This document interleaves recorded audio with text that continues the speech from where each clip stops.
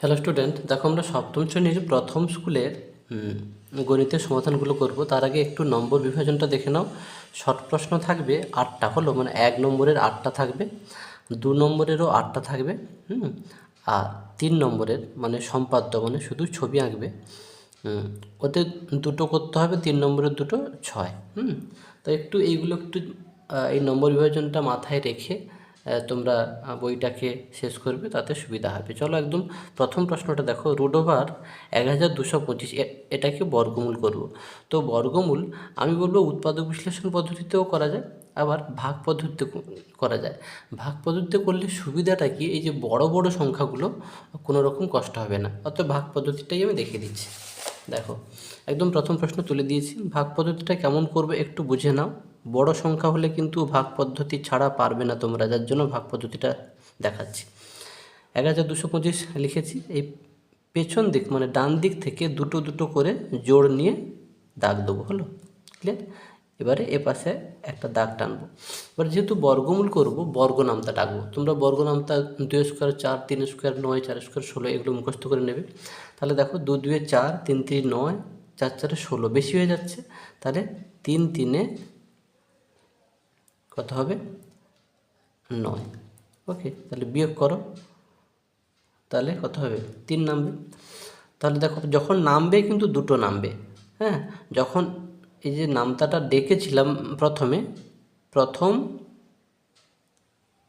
যে দুটোর ওপরে দাগ আছে, হ্যাঁ, সেই দুটোকে নিয়েই তোমাকে কিন্তু নামতা ডাকতে হবে, হলো। তাহলে আমি দেখো 3 3 9 করেছি, বিয়োগ করেছি 3, আবার নামলেও জোড় নিয়েই নামবে, হলো। এটা বর্গমূলের ভাগের নিয়ম। তাহলে 2 5 নামলো। এবারে এদিকে একটা দাগ টানবে, এখানে যা হবে তার ডবল লিখবে একটু দূরে, 6। এবারে এখানে যাই দেবো, এখানে তাই দেবো। এখানে যদি 1 দিই, এখানেও 1, তাহলে 61 একে 61 অনেক কম হয়ে যাচ্ছে। তাহলে এখানে যদি 2 দিই, এখানেও 2, তাহলে 62 2 কত হয় দেখবো।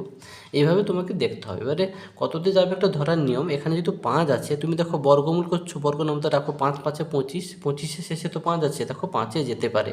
তাহলে এখানে 5 দিলে এখানে 5, তাহলে 65 5। তোমরা সাইডে গুণ করে দেখে নেবে, আমি মনে মনে দেখে নিয়েছি যাবে, তাই দিয়ে দিলাম।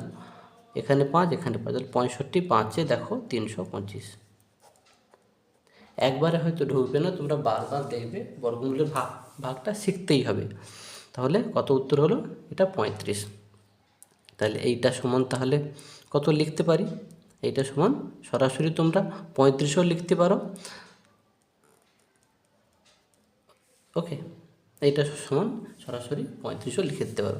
এর উত্তরটা দেখো এতে আছে, অপশান এ, হলো। তারপরে দেখো দ্বিতীয় দাগের অঙ্কটাতে আমি যাচ্ছি।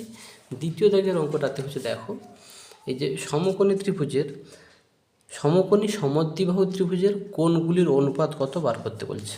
দেখো আমি সমকোণী একটা ত্রিভুজ আঁকছি, সমকোণী সমদ্বিবাহু ত্রিভুজ মানে সমদ্বি মানে দুটো বাহু সমান, তাহলে এটা লম্ব আর এটা ভূমি।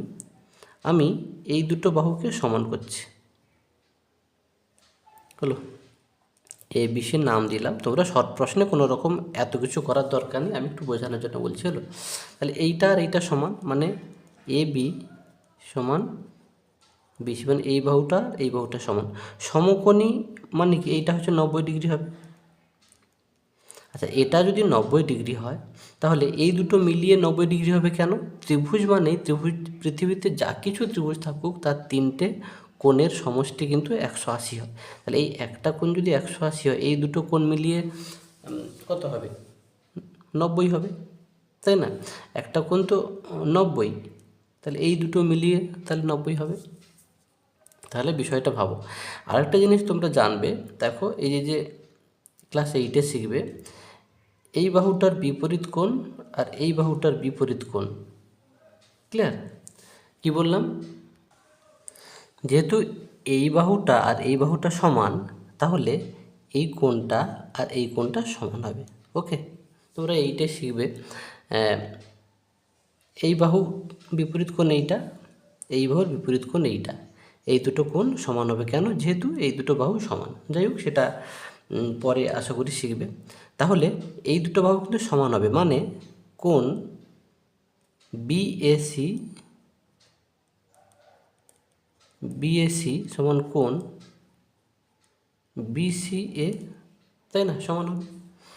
এবারে দেখো, তাহলে আমরা এই তিনটে কোণের অনুপাত কেমন বার করবো? এইটা যদি 90 হয় তাহলে এই দুটো মিলে 90 হবে, তাই তো। তাহলে এই দুটো কি 90কে 2 দিয়ে ভাগ করো, তাহলে এটা 45, এটা 45, ক্লিয়ার। যেহেতু এই দুটো কোণ তো সমান, তাহলে কী হবে, অনুপাতটা কী হবে, 90:45:45। ওকে, তাহলে 45 দিয়ে কেটে যাবে, 45 2 90, 45 1 45, 45 1 45। তাহলে এই অ্যান্সারটা কিন্তু আছে আমাদের অপশান বিতে। চলো তার পরের অঙ্কে। তারপরে দেখো 9 × 9কে 3 এর ঘাতের আকারে প্রকাশ করতে বলছে, মানে 3 এর ঘাত হলো। তাহলে কেমনভাবে করবো দেখো, 9 × 9কে আমি এটাকে কী লিখতে হবে, 3 এর ঘাত বলছো নাকি, তাহলে এইটাকে 3 এর ঘাত কেমন করা যাবে, 3 স্কোয়ার। এটাকেও 3 এর ঘাত কেমন করা যাবে, 3 স্কোয়ার। তাইলে এটা কি হবে, নিধানগুলো একই হলে গুণের সময় কি সূচকগুলো যোগ হয়, তাহলে টোটালটা কী দাঁড়াবে, 3⁴। ওকে, এটাই দেখো উত্তরে আছে, অপশান সিতে আছে। মানে এই পুরোটাকে তো 3 এর ঘাত করতে হবে, তাই না, যার জন্য এটাকে আমি আবার সূত্রে ফেলে দিলাম, ক্লিয়ার। তারপরে দেখো আইভির দাগে যেটা আছে, আইভির দাগে দেখো বলছে প্রদত্ত চিত্রের পরিসীমা, প্রদত্ত মানে যেটা দেওয়া আছে, এই চিত্রের পরিসীমা বার করতে বলছে। এর পরিসীমা বার করতে হলে সবগুলোকে যোগ করে দিতে হবে, ক্লিয়ার। এরকম চিত্রের পরিসীমা বার করতে হলে সবগুলোকে যোগ করে দেবো। ওকে, তাহলে আমি সবগুলোকে যোগ করে দিচ্ছি। তাহলে কত কত আছে, 6 + 8 + 5 + 5 + 8, এগুলো যোগ করো, যোগ করলে হচ্ছে 32 সেমি, 32 সেমি। এটা কিন্তু অপশান বিতে আছে, ক্লিয়ার। তারপরে দেখে চলো, তারপরে দেখো এই যে ভি, এটা কিন্তু পরীক্ষায় তোমাদের গুলিয়ে যায়, মাথায় রাখবে। এই যে এখানে কিন্তু কমা হবে, হলো বলছে 2.25 টাকা 9 টাকা কত পার্সেন্ট। দেখো এইটা, এই টাকাটার কত পার্সেন্ট বলছে, হলো। তাহলে এইটা মানে এইটাকে লবে লিখব, এইটাকে আমরা হরে লিখব, এটা মাথায় রাখবে, গুলিয়ে ফেলবে না।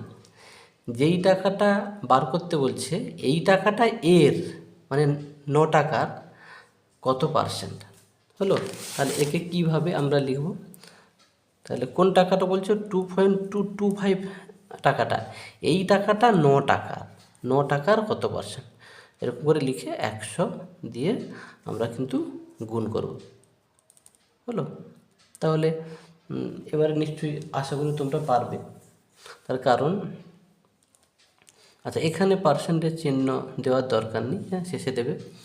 তাহলে 100 দিয়ে গুণ করো একে, একের পিঠে 0 দিয়ে গুণ করার নিয়ম কি, দশমিক ডান দিকে সরে, কটা সংখ্যা সরবে, এর যটা শূন্য আছে, একটা দুটো শূন্য, মানে এও একটা দুটো এখানে আসবে। তাহলে ওপরেই গুণটা করলে কী হবে, 225, নিচে 9। ওকে, তাহলে 9 দিয়ে কিন্তু কেটে যাবে, 9 2 18, 9 5 45, তাহলে কী হবে, 25%। 25%টা অপশান দেখো ডিতে আছে। তো যেগুলো আমি বলছি পরীক্ষা হলে গুলিয়ে যায়, সেগুলো কিন্তু তোমরা মার্ক করে নেবে, তোমরা ভুলেই 9টাকে উপরে হচ্ছে লিখে দেবে না। যে টাকাটা বার করতে বলছে, যে 2.25 টাকাটা 9 টাকার, মানে যার যার সেটা হচ্ছে নিচে বসবে, এইটুকু মাথায় রাখবে। ধরো তুমি 70 নম্বরে ধরো পরীক্ষা হচ্ছে, তুমি কত পার্সেন্ট পেয়েছো, ধরো তুমি 70 নম্বরে তুমি ধরো 25 পেয়েছো, তাহলে কত পার্সেন্ট হবে সেটা তোমাকে বুঝতে হবে। এই 25টা 70-এর কত পার্সেন্ট, মানে 25 লবে বসবে, 70টা নিচে বসবে, এটা মাথায় রাখবে। তারপরে ইন্টু 100। তারপরে দেখো 5/7 এর সঙ্গে কত গুণ করলে 1 হবে। একে দেখো আমি এরকম লিখতে পারি ছোটোবেলার মতো, 5/7 এর সঙ্গে কত গুণ করলে সমান চিহ্ন দেবো, গুণ করলে 1 হবে। হলো। তাহলে এইটা বার করতে হবে। তাহলে কি বলেছি, যাকে বার করব তাকে এক পাশে একা রাখবো। তাহলে এইটা সমান, এপাশে তো 1 ছিল, তাহলে এইটা এপাশে আসবে। এইটা এপাশে কী অবস্থায় ছিল, গুণ অবস্থায় ছিল, তাহলে এপাশে এলে ভাগ হবে। 5/7 সমান, এটা কি, যেহেতু ভগ্নাংশ আছে, এটা হয়তো ভগ্নাংশ নয়, এটা তো ভগ্নাংশ আছে, তাহলে এটা কি ভগ্নাংশের ভাগ। হ্যাঁ, যে কোনো একটা কিংবা দুটো যদি ভগ্নাংশ থাকে, মোটামুটি ভগ্নাংশ থাকা মানে সেটা ভগ্নাংশের ভাগ। ভগ্নাংশের ভাগের নিয়মটা শিখে নাও, এটা যাতে ভুল ভুল ভুল কিন্তু করো তোমরা। এখানে প্রথমে যেটা থাকবে সেটা লিখবো, প্রথমে যাই থাকুক সেটা লিখবো, ইনটু দিয়ে এ পাশেরটাকে উল্টে দেবো, তাহলে 7/5 কী হবে, 5। তাহলে উত্তর কত হবে, 7/5। ওকে, তারপর দেখবে এই যে লব যখন বড় আসে, হর যখন ছোট আসে, তখন একে মিশ্র ভগ্নাংশে পরিণত করতে হয়। মিশ্র ভগ্নাংশে কেমন করতে হয়, এই লবকে হর দিয়ে ভাগ করতে হয়। দেখো আমি ভাগ করে দেখাচ্ছি, লবকে সবসময় ওপরেরটাকে নিচেরটা দিয়ে ভাগ করতে হয় সব সময়। 5/2, তাহলে 1 পূর্ণ যেটা ভাগফল থাকে সেটা পূর্ণ হয়, 1/2 এটা ভাগশেষটা লবে যায়, ভাজকটা হরে আসে, 1/2/5। এইটা দেখো, এর উত্তরটা কিন্তু আসে অপশান এতে। এই জিনিসগুলো বারবার করে দেখবে, না হলে কিন্তু তোমরা ভুলে যেতে পারো। আচ্ছা, তারপরের প্রশ্নটা দেখো, তোমরা প্রশ্নবিচিত্রা দেখবে, বলছে যে 7/0 এর মান কত। 7/0 এর মান কত হবে বলো দেখি, 1 হবে। এটা কিন্তু অপশান তোমাদের সিতে আছে। কেন 1 হবে, অপশান সি, যে কোনো কিছু সূচক যদি 0 হয় তার মান 1 হবে। ক্লিয়ার। এবারে আমরা 2-এর দাগে যাব। তারপরেরটা দেখো, বলছে 1 ডজন মানে এক ডজন মানে কয়টি বলো দেখি, 12টি কিন্তু। তাহলে কীরকম ভাববো এটাকে, 12টি ডিমের দাম 72 টাকা, তাহলে 32টা ডিমের দাম কত। দেখো আমি তাহলে লিখি একে, একদম প্রথমটা, তাহলে 12টি লিখবো কেন, যেহেতু 1 ডজন সমান 12টি, তাহলে 12টি ডিমের দাম কত গো বলেছে, 12টি ডিমের দাম বলেছে 72 টাকা। তাহলে একটি দিয়ে বার করি, তারপরে তো 32টি দিয়ে বার করতে পারবো।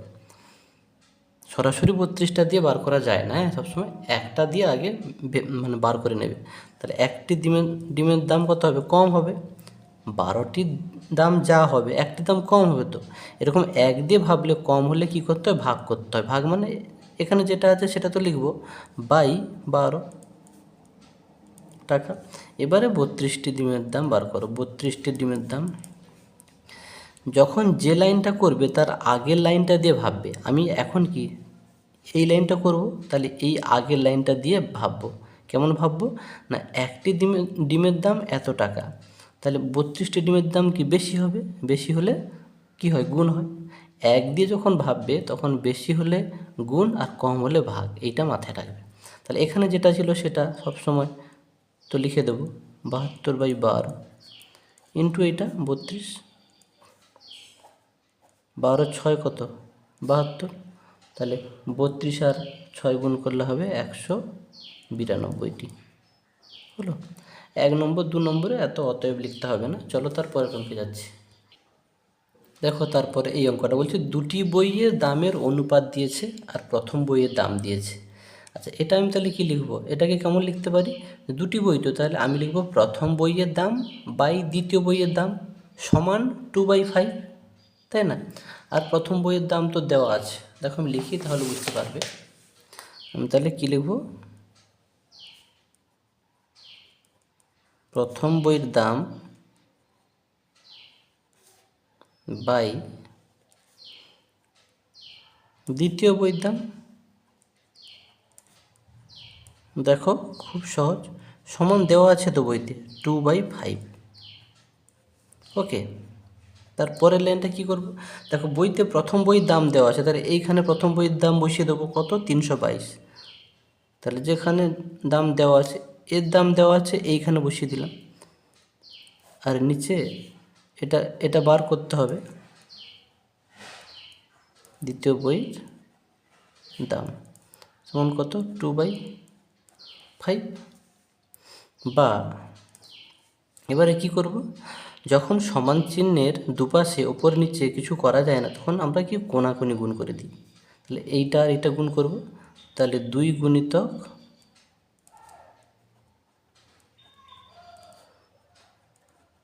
দ্বিতীয় বইয়ের দাম সমান এইটা ইন্টু এইটা, গুণ করে দেবে না, গুণ আকারে এরকম রেখে দেবে। তাহলে এবার এইটা বার করব, দ্বিতীয় বইয়ের দাম সমান কী হবে, এখানে যেটা ছিল সেটা লিখে দেবে, আর 2টা গুণ ছিল এই সমান চিহ্নে এপাশে লিখে ভাগ হবে, তাহলে 2 হলো, নিচে লেখা মানে ভাগ। অর্থাৎ এটা কাটাকাটি হবে, 2 একে 2, 2 একে 2, 1 12, 2 6 12, 2 একে 2, এটা গুণ করে দাও, 5 একে 5, 5 6 30, 0, 5 একে 5 3 8, তাহলে 805 টাকা। ওকে, কত সহজ। তারপরের অঙ্কে দেখো, তারপরে 2-এর 3 নম্বর অঙ্কটা এই প্রশ্নটার মান বার করতে বলছে। দেখো আমি প্রশ্নে তুলে দিয়েছি, এইটার মান বার করতে বলছে। তাহলে এইটা কি করব, এইটাকে আমি লিখে নিচ্ছি, দেখো যেমন আছে তেমন। এটাকেও কেন, এটা দশমিক সংখ্যা, এটাও দশমিক সংখ্যায় যে দশমিক আছে, এটা কি ভগ্নাংশ, তাহলে একে দশমিক সংখ্যায় রূপান্তরিত করে নিচ্ছি। দেখো কেমন করতে হয়, সবসময় কি বলেছি, ওপরেরটাকে নিচেরটা দিয়ে ভাগ করতে হয় সবসময়। তাহলে ওপরেরটা সবসময় মাঝখানে থাকে, নিচেরটা এখানে থাকে, হলো। সব সময় মাথা রাখবে, লব সব সময় মাঝখানে থাকবে, হর এখানে থাকবে। তাহলে ভাগ যাবে না, দশমিক দিয়ে 0 আনো, 2 5 10, দেখলে। তাহলে দশমিক কেমন আসে, ভাগ করলে দশমিকটা আসে, তাহলে এটা 0.5। এবার গুণ করে দাও, 5 2 10, সাথে কত 70 হলো। এবার দশমিকটা বসাতে হয় কেমন জানো তো, সেটা দেখো। দশমিকের পরে কটা সংখ্যা আছে গুনে নাও, এর একটা দুটো, এর দুটো 4টে, তাহলে 4টের বাম দিকে দশমিক দেবো, হলো। তাহলে 1 2 সংখ্যা নেইতে 0 আনছি, 3টে 4টে, এইখানটায় দশমিক বসবে। ক্লিয়ার? তাহলে দশমিক বসার নিয়মটাও তোমাকে শিখতে হবে। ধরো আমি তোমাকে বলছি, ধরো এই দুটোকে গুণ করছি নাকি, এই দুটোকে সাপোজ আমি দেখিয়ে দিচ্ছি, 0.2 আর 0.5 গুণ করলাম, কত হলো, 5 দিয়ে 10 হলো। এর দশমিক বসাবো কীরকম, এই যে বললাম দশমিকের পরে এর একটা আছে, এর একটা দুটো, তাহলে এর দুটোর বাম দিকে, তাহলে 1 2 এইখানে হবে। ক্লিয়ার? উত্তরে দেখবে, উত্তরে আছে 0.007, হলো। এখানে এই শূন্যের কোনো মূল্য নেই, হোক, যেহেতু দশমিকের পরে এগুলো সবাই, তাই না? তুমি যদি এতদূর করেও দিয়ে আসো, মাস্টার তোমার নম্বর কাটবে না, চিন্তা করতে হবে না। তারপরে দেখো অথবা বলে যেটা আছে সেটাও আমি তুলে নিচ্ছি। অথবা কি অঙ্কটা আছে দেখো, এইটা আছে +5 মাইনাস, পুরো অঙ্কটাকে আমি তুলে দিচ্ছি, অথবা যাদের বই নেইও তাদের সমস্যা নেই। আমি দেখো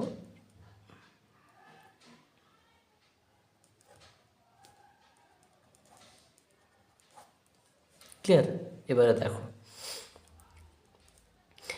এই যে আগে তাহলে বন্ধনী তুলতে হবে, বন্ধনী তোলার কী নিয়ম, চিহ্নে চিহ্নে গুণ করতে হয়। দেখো এখানে একদম বাম পাশে কোনো চিহ্ন নেই, মানে কিন্তু প্লাস আছে, প্লাসে প্লাসে কি প্লাস, তাহলে +5, প্লাসে মাইনাসে কি হয়, -6, প্লাসে প্লাসে কত হয়, +3, আর প্লাসে মাইনাসে -4। তাহলে তোমরা বন্ধনী তুলতে হলে কী করতে হয়, এইটুকু শেখো, চিহ্নে চিহ্নে গুণ করতে হয়, সাইনে সাইনে গুণ করতে হয়। এবারে তোমরা করে নিতে পারো, অঙ্কটা খুব সহজেই করতে পারবে।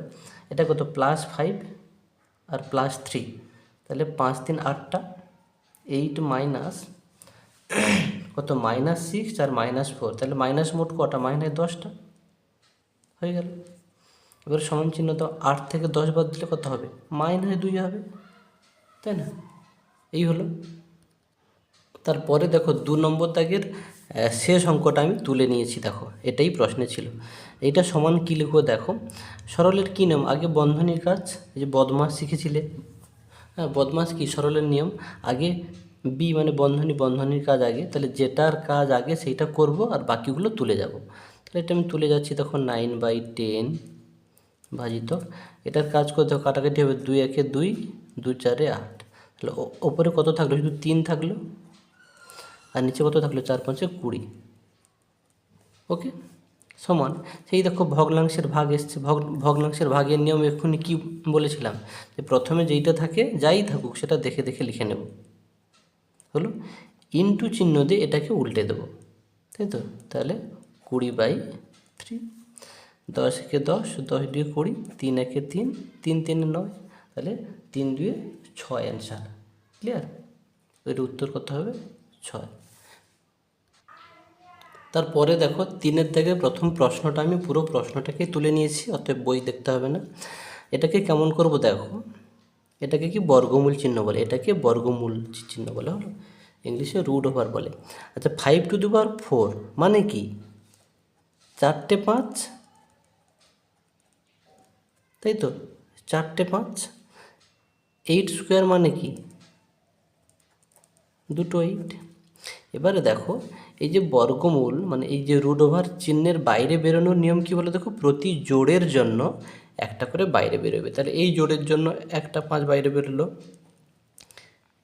এই জোড়ের জন্য একটা 5 বাইরে বেরোলো, এই জোড়ের জন্য একটা 8 বাইরে বেরোলো, ব্যাস হয়ে গেল। 5 5 25, আর 25 8 কত, 200, হলো। এটাই বর্গমূলের নিয়ম। তার পরের প্রশ্নটাও দেখো, আমি তুলে দিচ্ছি না এই প্রশ্নটা, বারবার বই দেখতে একটু সমস্যা হচ্ছে। মান নির্ণয় করতে বলছে, দেখো আমি লিখে দিচ্ছি।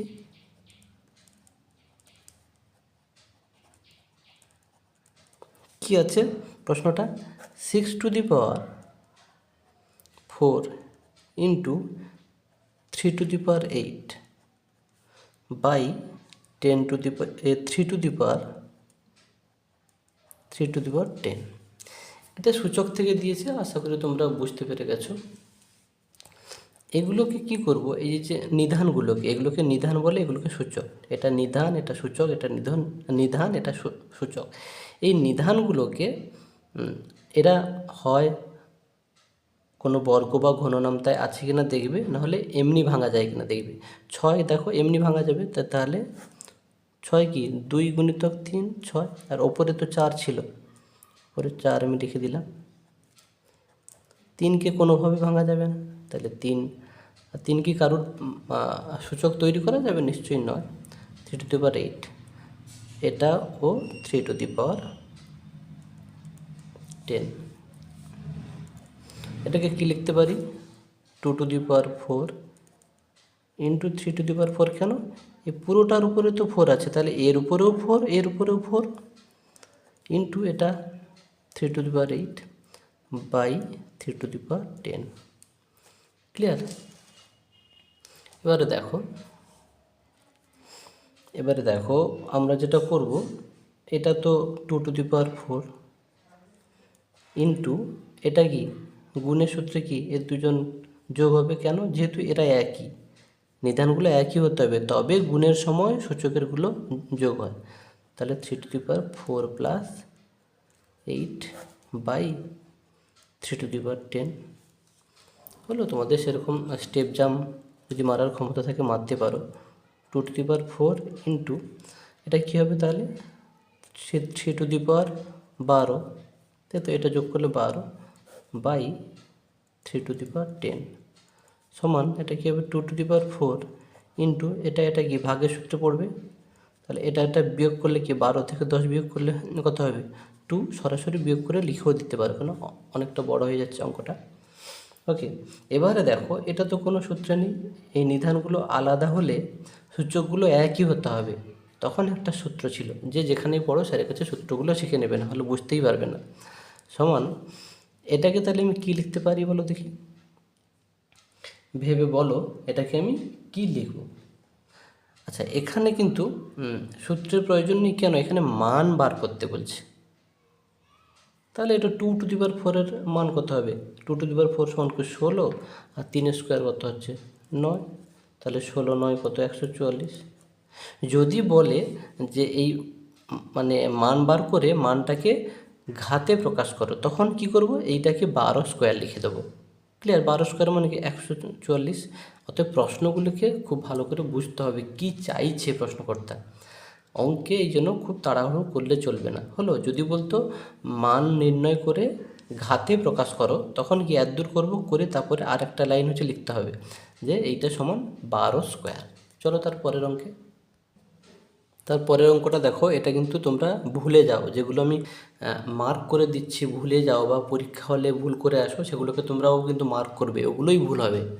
বলছে 3000-এর নিকটতম, নিকটতম মানে কাছাকাছি। হলো, 3000-এর নিকটতম পূর্ণবর্গ সংখ্যা। পূর্ণবর্গ মানে বুঝো তো, যেমন এই যে 4 পূর্ণবর্গ, কেন? এটা 2 স্কোয়ার। ধরো 9, এটা পূর্ণবর্গ, কেন? এটা 3 স্কোয়ার। হলো, ধরো 16, এটা পূর্ণবর্গ সংখ্যা, কেন? এটা 4 স্কোয়ার। মানে যে সংখ্যাগুলোকে বর্গ তৈরি করা যায়। তাহলে 3000-এর নিকটতম একটা পূর্ণবর্গ সংখ্যা বার করতে বলছে, যেটা 3000-এর চেয়ে বড়। তাহলে এই জাতীয় অঙ্ককে আমাকে আগে কি করতে হবে? 3000-এর আমি বর্গমূল বার করি। কেমন করব? এই যে বর্গমূলের ভাগ পদ্ধতিতে করি, ডান পাশ থেকে দুটো দুটো নেব। ক্লিয়ার? দাগ টানলাম, তারপরে কি প্রথম যাদের উপর দাগ আছে 30, তাহলে বর্গ নামটা রাখবো। 5 5 25, 6 6 36 বেশি হয়ে যাবে, তাহলে 5 5 25, বিয়োগ করলে কি 5 নামবে, 5 বিয়োগফল, আর নামবে কি? এই জোড়কে নিয়েই নামে। কি বললাম? তাই না, জোড় নামে সবসময়। এখানে আবার দাগ টানবো, এর ডবল এখানে বসবে। সরি, 5-এর ডবল হচ্ছে কত বলো দেখি? 10। 5-এর ডবল 10। এবারে কি বলেছি? এখানে যাই দেবো, এখানে তাই। তাহলে এখানে আমি যদি 5 দিই, হবে না, 4 দাও। 4 4 104, 4-এ কত হবে? 104 4-এ হচ্ছে 416। এটা বিয়োগ করো, তাহলে 84। ক্লিয়ার? এবারে 3000-এর কাছাকাছি সেটা কেমন করে বার করবে? যেহেতু 84টা, আচ্ছা তোমরা না কি করবে, এখানে যেইটা আছে 54-র বর্গটা বার করে দেখো, মানে 54 × 54 বার করবে। এটা হবে 2916, আমার মুখস্থ ছিল তাই লিখে দিলাম। তারপরেরটা দেখবে 55 স্কোয়ার কত হবে? 55 স্কোয়ার হবে 3025। তাহলে দেখো, এটা বর্গ মানে কি? এরা সব পূর্ণবর্গ, তাই না? তাহলে আমার প্রশ্ন যে 3000-এর কাছাকাছি কি এ না এ? দেখো এ, তাহলে এটাই হচ্ছে নির্ণয় উত্তর। অঙ্কটা কিন্তু বোঝার আছে এবং ভালো অঙ্ক পরীক্ষায় আসে। আচ্ছা, তার পরের প্রশ্ন দেখো, বলছে স্কেলের সাহায্যে PQ সরলরেখাংশ অঙ্কন করো যার দৈর্ঘ্য 9 সেমি। মানে 9 সেমি দৈর্ঘ্যের একটা সরলরেখাংশ অঙ্কন করতে বলছে, সেইটাকে সমদ্বিখণ্ডক মানে সমান দুভাগে ভাগ বলছে, এবং প্রতিটি অংশের দৈর্ঘ্য কত সেটা লিখতে বলছে। তো 9কে দুভাগে ভাগ করলে হচ্ছে কত হবে? তা 9কে 2 দিয়ে ভাগ করবে, 4.5 হবে। তাহলে প্রতিটি অংশের দৈর্ঘ্য তো জেনেই যাচ্ছ, তাই না, যে 4.5। তাহলে এইটা 9 সেমি একটা সরলরেখাংশ অঙ্কন করি। দেখো আমি তাহলে 9 সেমি, এই যে দেখো এখান থেকে নেবে, 0 থেকে কিন্তু নেবে, মাথায় রাখবে 0 থেকে 9 পর্যন্ত। তোমরা পরীক্ষা হলে এখানেও যেটা ভুল করো, তোমরা 1 থেকে নাও, কখনোই নয়। 0 থেকে 1 পর্যন্ত, এখান থেকে এতদূর 1, এখান থেকে এতদূর 2, এখান থেকে এতদূর 3, এখান থেকে এতদূর 4, এখান থেকে এতদূর 5, এখান থেকে এতদূর 6, এখান থেকে এতদূর 7, এখান থেকে এতদূর 8, এখান থেকে এতদূর 9। হলো তো, 0 থেকে 9। তাহলে 9 সেমি নিলাম, এটার নাম দিয়েছে কি? PQ। হলো, একে দুভাগে ভাগ করতে বলছে। দেখো এই যে PQ 9 সেমি নিয়েছে, একে দুভাগে ভাগ কেমন করবে? যে কোনো এক পাশে এই যে কাটা কম্পাসটাকে বসাবে। হ্যাঁ, এই পুরোটা তুমি মাপ নিতেই পারো, পুরোটা মাপ নিয়ে, বা পুরোটা না নিলেও হয়। ওকে, এখানে হাফের বেশি নিলে হয়। ওকে, আমি হাফের বেশি ধরো নিলাম, এখানে জায়গা নেই, তবে পুরোটা নিয়েও তোমরা করতে পারো। এই করলাম, এই বৃত্তচাপ অঙ্কন করলাম। এপাশেও সেম, এদিকে বসাও, এই পাশে বসিয়ে এই হলো, আর এই এই হয়ে গেল। এটাই সমাধিখণ্ড করার নিয়ম। তার এবারে এই যে বিন্দুগুলো ঠিকঠাক দেবে, ভালো করে বসাবে।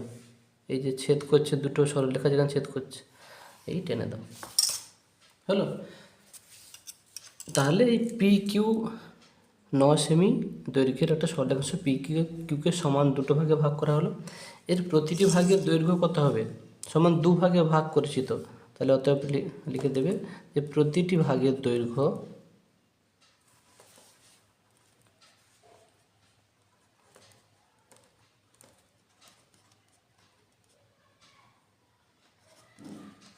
কত হবে?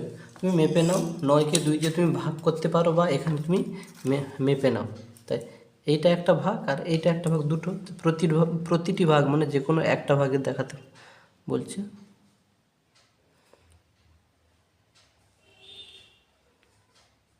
দেখো এই যে 4.5,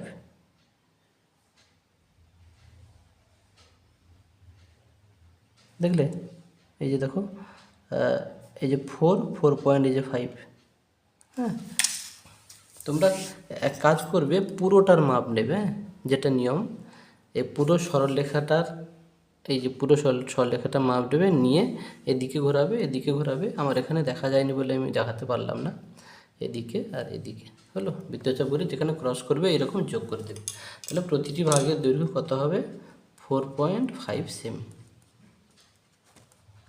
হলো। নিয়মটা বলে দিলাম। তারপরে দেখো, এই যে চারের দাগে, লাস্ট দাগের উত্তর হচ্ছে, এগুলো বড় প্রশ্ন। দেখো এটাও খুব ভালো প্রশ্ন, পরীক্ষায় আছে। বলছে 9,000 টাকা 3 বন্ধুর মধ্যে এমনভাবে ভাগ করে দাও যেন প্রথম বন্ধু যা পায় দ্বিতীয় বন্ধু তার দ্বিগুণ পায়, তৃতীয় বন্ধু প্রথম 2 বন্ধুর মোট টাকার অর্ধেক পায়। তাহলে এটাকে আমি কেমন করব? দেখো প্রথম বন্ধু কত পায় জানি না, ধরলাম 1। তাহলে দ্বিতীয় বন্ধু তার দ্বিগুণ, 1কে 2 দিয়ে ভাগ করলে, 1কে 2 দিয়ে গুণ করলে কত হবে? দ্বিগুণ মানে কি 2 দিয়ে গুণ করব, তাহলে 1 2 2। তাহলে প্রথম বন্ধু যদি 1 পায়, দ্বিতীয় বন্ধু 2, আর তৃতীয় বন্ধু প্রথম ও দ্বিতীয় বন্ধুর মানে প্রথম 2 বন্ধুর মোট টাকা, তাহলে প্রথম দুজনেরটা যোগ করব, তাহলে 1 যোগ 2 তার অর্ধেক, মানে তাকে 2 দিয়ে ভাগ করব। ক্লিয়ার? তাহলে আমরা এই 3 জনের অনুপাতটা বার করব, হলো। 3 জনের পাওয়া টাকার অনুপাতটা বার করব। কেন? অনুপাত না বার করলে এই টাকাটাকে আমি ভাগ করব কীরকম, কে কত টাকা পায় তো বার করতে পারবো না, তাই না? তাহলে মোট টাকাটা জানি, তাহলে মোট টাকাটা জানি, আর অনুপাতটা আমাকে লাগবে। তাহলে দেখো আমি তাহলে লিখছি 3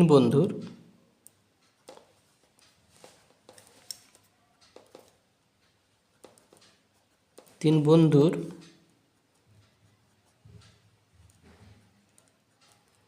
পাওয়া টাকার অনুপাত।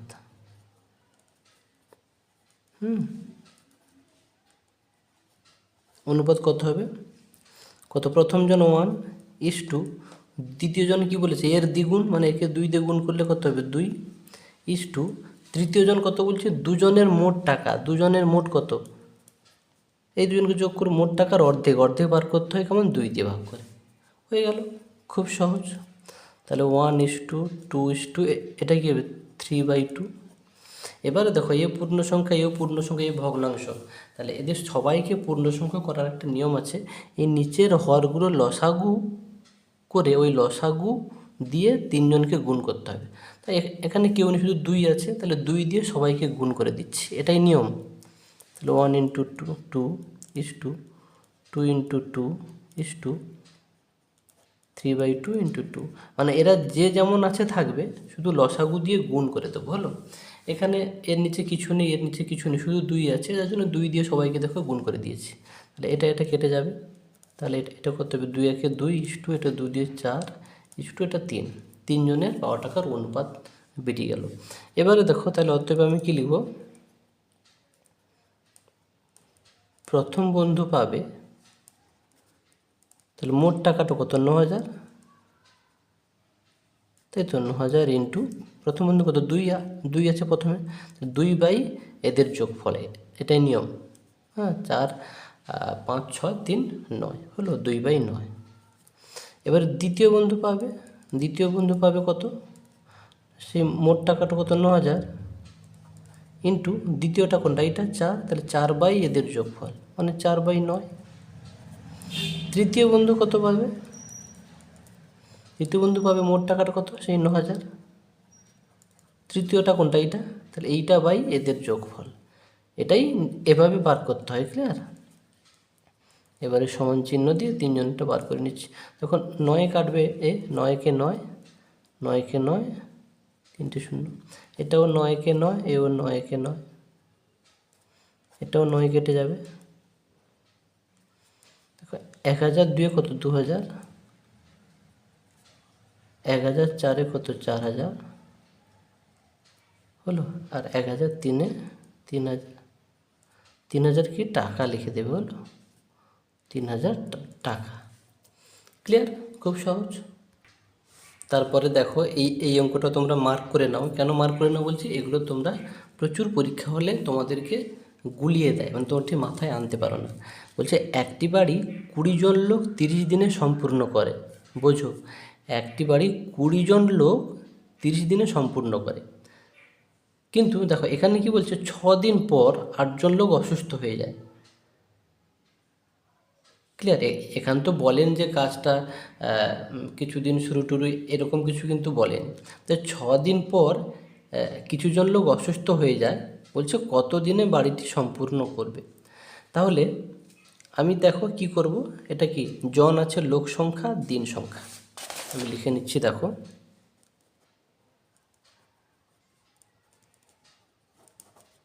লোক সংখ্যা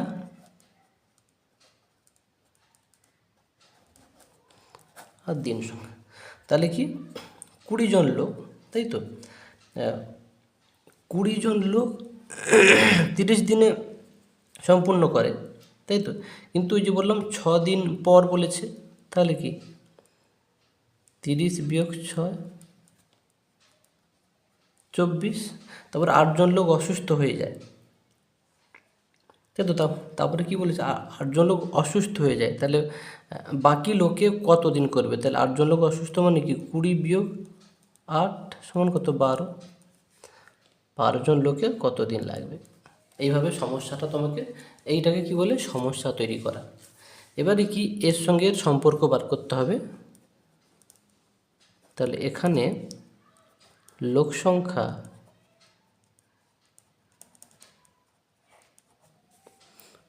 সংখ্যা ও দিন সংখ্যা সরল সম্পর্কে না ব্যস্ত সম্পর্কে আছে। কি করে বার করবে, দেখো এরকম ভাবতে হবে যে 20 জন লোক একটি কাজ, ধরো একটি ঘর তৈরি করে কত 24 দিনে, তাহলে 12 জন লোকের বেশি লাগবে না কম লাগবে, বেশি লাগবে। তাহলে এর থেকে এটা কি কমলো, তো তাহলে কমলে বেশি লাগবে বলছি, কমলে বাড়ে। এরকম উল্টো থাকলে কমলে বাড়ে বা বাড়লে কমে, এরকম থাকলে কি সম্পর্ক হয়, মনে রাখবে ব্যস্ত সম্পর্ক।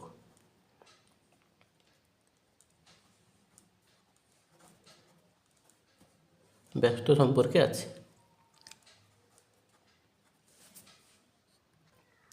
তাহলে দেখো আবার বুঝিয়ে দিচ্ছি, এই সম্পর্কটা তোমাকে বার করতে হবে। হলো কেমন, যদি বাড়লে বাড়ে কমলে কমে এইরকম মনে হয়, তাহলে সেটা সরল, সহজ কথা। বাড়লে বাড়ে কমলে কমে সেটা সরল। আর যদি উল্টোটা মনে হয় বাড়লে কমে বা কমলে বাড়ে, তখন ব্যস্ত সম্পর্ক। এটা দেখো ব্যস্ত হলো কেন, দেখো এখানে 20 ছিল, এখানে 12 হয়েছে, তাহলে কি কমেছে। কমলে আমরা কি বললাম, বেশি লাগবে, তাহলে কমলে বাড়ে। 20 জন লোক যদি একটি বাড়ি তৈরি করতে 24 দিন লাগে, তাহলে 12 জন লোকের কি আরও বেশি দিন লাগবে। তাহলে এই যে বেশি বলছি এদিকে, আর এটা কি এর থেকে এটা কমেছে, তাহলে কমলে বাড়ে। এরকম উল্টো মনে হলে কমলে বাড়ে বা বাড়লে কমে, এইরকম মনে হলে ব্যস্ত সম্পর্ক হলো। আর বাড়লে বাড়ে কমলে কমে এরকম মনে হলে সরল সম্পর্ক। এইটুকু ভালো করে মাথা ঢুকাও, আর এই অঙ্কটা পরীক্ষায়ও প্রচুর আসে। ওকে, তাহলে অতএব এবারে বার করতে হবে কোনটা, দিন সংখ্যা। কত দিন বলেছে প্রশ্নে, মানে জিজ্ঞাসা চিহ্ন সোজা যেইটা থাকে সেটাই বার করতে হয়। তাহলে লিখবে তোমরা নির্ণেয়, মানে নির্ণেয় মানে যেটা নির্ণয় করছো, নির্ণেয় দিন সংখ্যাটা তাহলে কত হবে, জিজ্ঞাসা চিহ্ন সোজা যেটা আছে সেটা লিখবে, ইন্টু যেহেতু ব্যস্ত সম্পর্ক হলে এটা যেমন আছে তেমন থেকে যাবে, মানে 20 উপরে 12 নিচে হলো। যদি সরল হতো এটা উল্টে যেত, 12 উপরে যেত 20 নিচে আসতো। ক্লিয়ার? এটা ও মাথায় রাখবে। 12 একে 12, 12 2 24, তাহলে কত, 20 2 40, 40 দিন। ওকে, খুব সহজ। আর তোমরা মাথায় রাখবে এই যে বড় প্রশ্নগুলো যে কটা দেবে তোমরা বেছে নেবে কোনগুলো তোমার পক্ষে সময় বাঁচবে, হ্যাঁ সেরকম বেছে করবে। যাই হোক চলো, তারপরে আমি তো এখানে সব করিয়ে দিচ্ছি, কিন্তু পরীক্ষা হলে তো সব করতে হবে না। তোর 4টে দেওয়া আছে 2টো করতে হবে, কি 5টা দেওয়া আছে 3টে করতে হবে। তোমরা সেই 5টার মধ্যে বেছে নেবে কোনটা করতে হবে। তবে যারা টেক্সট বইকে খুব সুন্দরভাবে করবে আমার চ্যানেলে প্লে লিস্টে যাবে, ক্লাস 7 ও অন্যান্য ক্লাসের কোষে দেখির অঙ্কগুলো সব করা আছে। যদি সমস্ত অঙ্ক খুব ভালো করে বুঝে করো, কোনো অঙ্কই কঠিন নয়। চলো, এটা দেখো, কিছু পরিমাণ খাদ্যে 12 জন লোকের 30 দিন চলে, হলো। তাহলে এটা জন মানে লোক সংখ্যা, এটা দিন সংখ্যা। তাহলে 40 জনের কত দিন চলবে? দেখো আমি লিখে নিয়েছি, এই যে লোক সংখ্যা দিন সংখ্যা। তাহলে কি ছিল, 12 জন লোকের কত, 40 দিন, 20 দিন চলে। এবারে 40 জন লোকের কত দিন চলবে? তাহলে কি এই দুজনে সেই সম্পর্ক বার করব আগের অঙ্কের মতো। তাহলে এখানে লোক সংখ্যা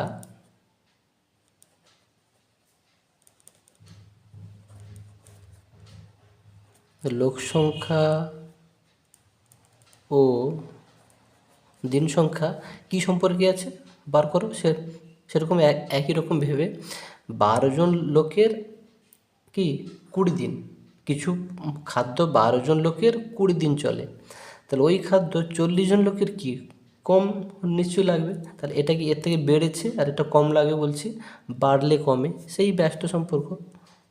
এটাও ব্যস্ত হচ্ছে, লোক সংখ্যা ও দিন সংখ্যা ব্যস্ত সম্পর্কে আছে। এই সম্পর্কটা বার করতে হবে, খুব ভালো করে দায়িত্ব নিই। তাহলে অতএব জিজ্ঞাসা চিহ্ন যা সোজা সেটাই বার করতে হবে। অতএব নির্ণয় মানে যেটা নির্ণয় করছো, মানে যেটা বার করছো, নির্ণয় দিন সংখ্যাটা তাহলে কত হবে গো? যেটা জিজ্ঞাসা চিহ্ন সোজা থাকে সেটা আগে লিখবে, ইন্টু যেহেতু ব্যস্ত থাকলে কি বলেছি যেমন থাকে তেমন, তাহলে 12/40। সরল থাকলে কি এটা কিন্তু উল্টে যেত, সরল সম্পর্ক হলে এটা উল্টে যেত, ওটাই নিয়ম। আচ্ছা, 20 2 40, 2 একে 2, 2 6 12, তাহলে 6 দিন। ওকে, দেখো তার পরের প্রশ্নটা, এটা খুব সহজ। মোট টাকাটা দেওয়া আছে 4 জন, দেখো মধু, মানস, কুন্তল, ইন্দ্র, আর 4টে অনুপাত দেওয়া আছে, তো কে কত টাকা পাবে? এটা নিয়ম কি, তাহলে মধু পাবে কত, এইটা ইন্টু এইটা বাই এদের যোগফল।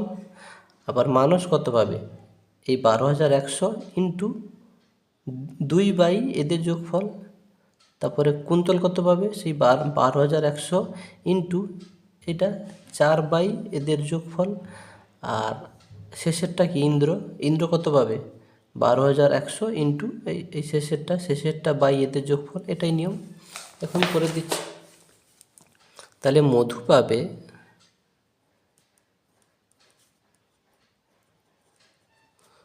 পাবে কত, 12,100 ইন্টু প্রথমটা কত ছিল গো, প্রথমটা দেখো বইতে 3 ছিল, তাহলে 3 বাই ওদের যোগফল কত, 4 3 7, 8 9 10, 10। তারপরে কত, মানস পাবে কত, সেই 12,100 ইন্টু দ্বিতীয়টা কত ছিল 2 বাই অনুপাতগুলোর যোগফল। তারপরে কে,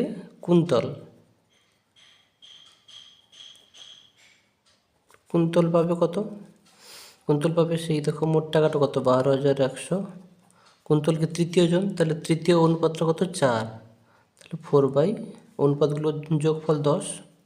তারপরে ইন্দ্র শেষ জন, ইন্দ্র পাবে কত, মোট টাকাটা কত, 12,100 ইন্টু শেষের অনুপাতটা কত আছে, 1/1 আছে, তো 1/1 অনুপাতগুলো যোগফল 10। একটা শূন্য কেটে দাও, হলো। তাহলে এটাকে গুণ করে দাও, 3 শূন্যে 0, 3 একে 3, 3 দুয়ে 6, 3 একে 3, 3630 টাকা।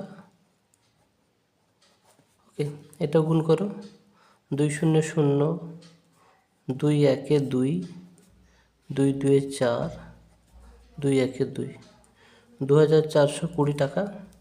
এটা 4 দিয়ে গুণ করো, 4 শূন্যে 0, 4 একে 4, 4 দুই 8, 4 একে 4, 4840 টাকা। আর এটা হচ্ছে 1 দিয়ে গুণ করলে ওই হবে এত টাকা। ক্লিয়ার? খুব সহজ।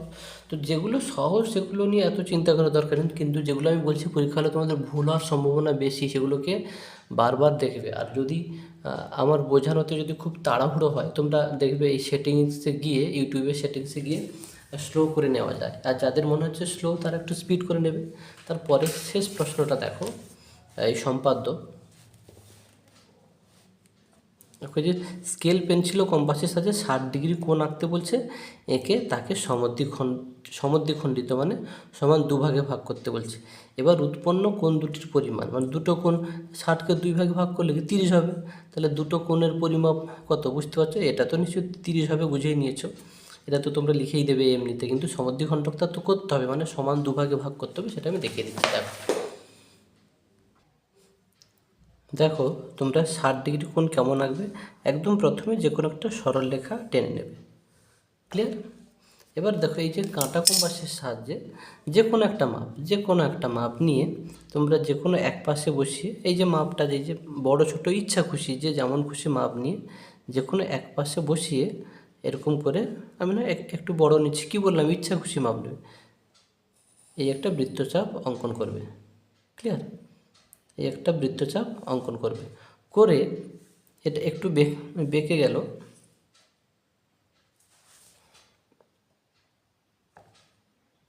হলো, দেখো এই একটা বৃত্তচাপ আমি অঙ্কন করলাম। যেই মাপটা নিলাম এই মাপটা কিন্তু চেঞ্জ করবে না, এই মাপটা নিয়ে এখানে কেটে নিতে হবে। ওকে, দেখো আবার দেখিয়ে দিচ্ছি। এই একটা বৃত্তচাপ অঙ্কন করলাম, এই যে মাপটা কিন্তু আমি চেঞ্জ করিনি, যেই মাপটা ছিল এইখানে বসিয়ে এইটা কেটে নাও।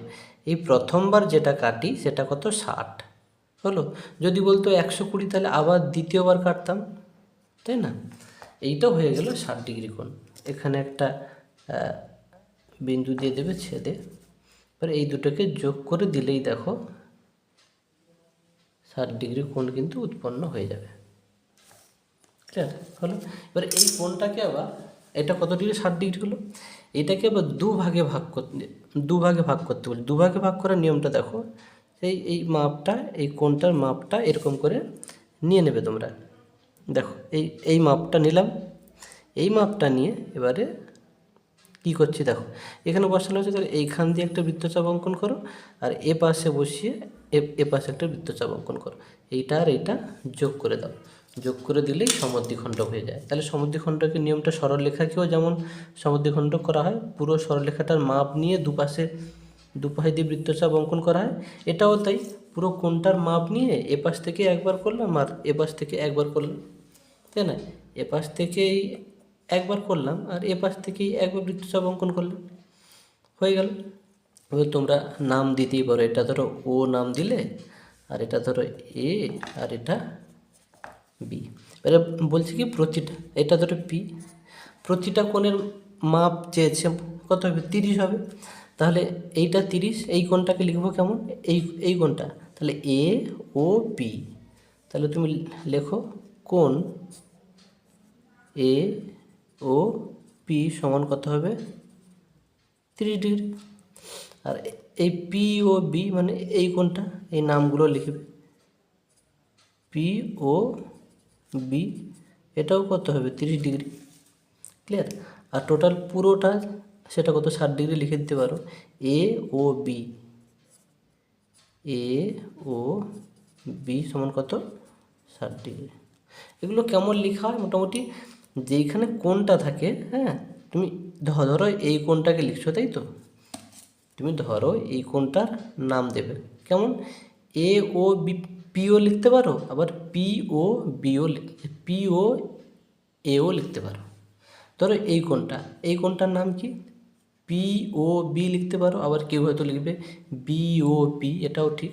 মোটামুটি যেইটা কোণটা, এই কোণের এখানে কত ও আছে, এইটা শুধু একই থাকবে, বলো। এটা পি ও বিও লিখতে পারো, আবার বি ও পিও লিখতে পারো। ক্লিয়ার? যাই হোক, প্রতিটি কোণ, এই একটা কোণ, এই একটা কোণ, দুটো কোণের মান লিখে দেবে এরকম, আর পুরো কোণের মানটাও লিখে দেবে। এতে একদম তুমি ফুল মার্কস পাবে। এইভাবে যদি তুমি পরীক্ষা দিয়ে আসতে পারো, পুরো যত নম্বরের পরীক্ষা দিচ্ছ ততই পাবে। তো প্রত্যেকটা ভিডিও পরপর আমরা ছেড়ে দেবো, তোমরা বুঝতে না পারলে বারবার বলছি ভালো করে 2-3 বার করে দেখবে। আমি নিশ্চিত প্রথম পরীক্ষায় তোমরা প্রত্যেককে পুরো মার্কস অঙ্কে তুলতে পারবে। ওকে? আর প্রত্যেক চ্যাপ্টার কষে দেখিগুলো জানার জন্য আমার চ্যানেলের প্লেলিস্টে যাবে, সপ্তম শ্রেণীর প্লেলিস্টটা দেখবে, ওখানে সমস্ত চ্যাপ্টার অঙ্কগুলো পরপর ছাড়া হচ্ছে। ওকে, এই পর্যন্ত।